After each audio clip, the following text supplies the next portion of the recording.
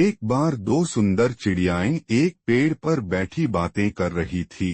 पहली चिड़िया ने दूसरी चिड़िया से बोला, हमारे जंगल के अंदर एक नई जादुई गुफा मिली है, चलो उसे चलकर देखते हैं।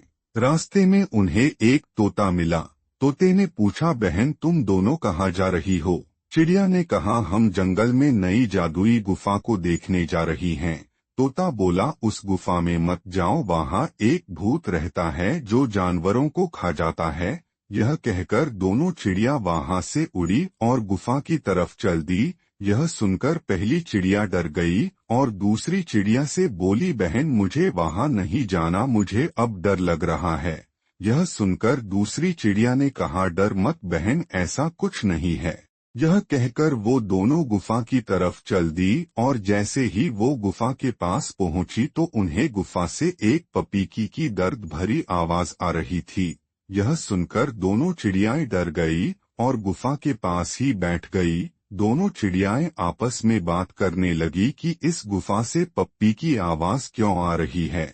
इतने में उस गुफा से एक डॉग भागते हुआ बाहर आया और वो ज़ख्मी था। दोनों चिड़ियाओं ने उस डॉग का पीछा किया। थोड़ी देर बाद वो एक पेड़ के नीचे रुक गया।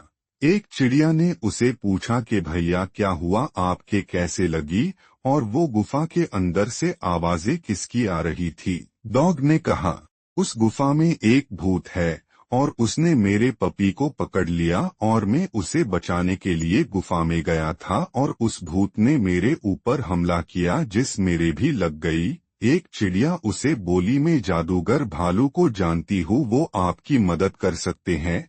चिड़ियाएं डॉग को लेकर जादुई भालू के पास पहुंची और उन्हें सारी बातें बताई। जादुई भालू ने बोला, चिंता मत करो, मैं आपकी मदद करूंगा।